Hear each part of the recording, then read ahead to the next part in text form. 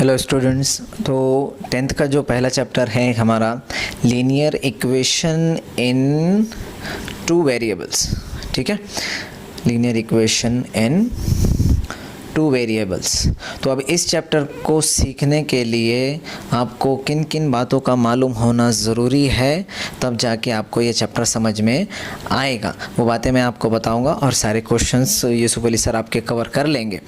तो linear equation in two variables को समझने से पहले आपको पता होना चाहिए कि वेरिएबल कहते किसे हैं।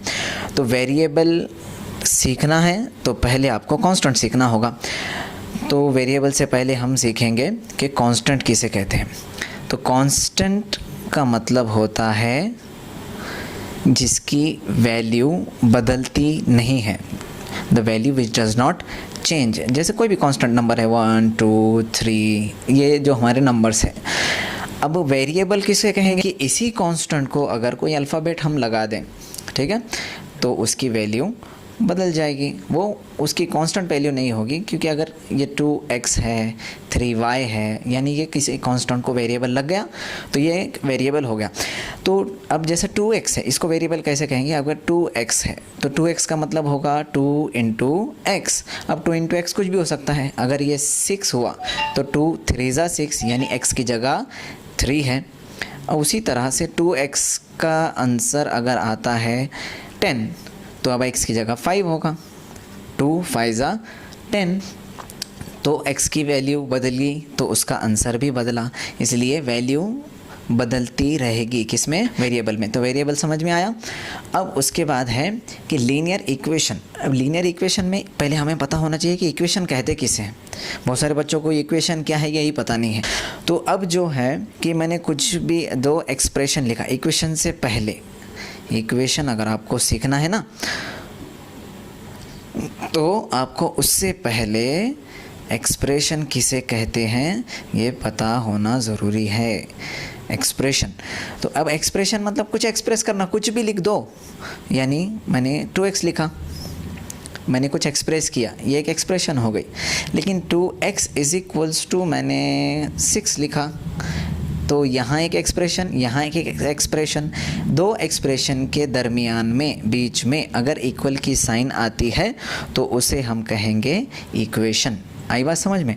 अब उसी तरह 2x plus 3 is equals to कुछ और ले लो, इज़ इक्वल्स टू मैंने 7 लिखा, ठीक है। तो मैंने इक्वल की लेफ़्ट साइड में कुछ एक्सप्रेशन लिखा, इक्वल के राइट साइड में कुछ लिखा, दो एक्सप्रेशन के बीच में इक्वल की साइन आई, तो ये हो गई इक्वेशन। अब इक्वेशन सीख लिया, तो अब लीनियर इक्वेशन से कहेंगे। लीनियर का मतलब होता है कि जो इक्वेशन के अंदर जो अल्फ़ाबेट आएंगे ना, तो इसकी डिग्री 1 होनी चाहिए, ठीक है। डिग्री कोई भी अल्फ़ाबेट आओ, एक अल्फ़ाबेट आओ, दो अल्फ़ाबेट आओ, लेकिन उसकी डिग्री 1 होनी चाहिए। उसे कहते हैं हम लीनियर इक्वेशन। यानी यहाँ x की डिग्री 1 है, लेकिन ये लीनियर इक्वेशन हो गई। मैंने यहाँ पर लिखा 2m plus 10 is equals to 20, ठीक है। मैंने अल्फ़ाबेट चेंज किया, लेकिन m की डिग्री कितनी है? 1 है, यानी ये लीनियर हुआ।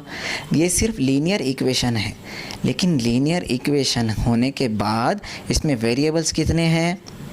एक ही है, तो ये लीनियर इक्वेशन इन 1 वेरिएबल हुआ। लीनियर इक्वेशन इन 1 वेरिएबल, यानी क्योंकि इसमें एक ही वेरिएबल है, एक ही अल्फ़ाबेट है। अगर मैं इसके अंदर लिखूँ 2x plus y is equals to 4, मैं ऐसे ही लिखा।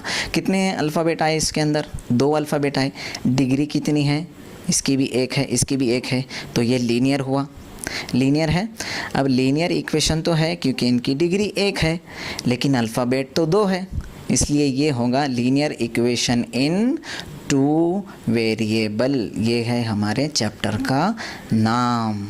तो देखा आपने कि एक अगर अल्फ़ाबेट का इस्तेमाल होगा इक्वेशन में और उसकी डिग्री 1 होगी, तो वो होगी लीनियर इक्वेशन इन 1 वेरिएबल।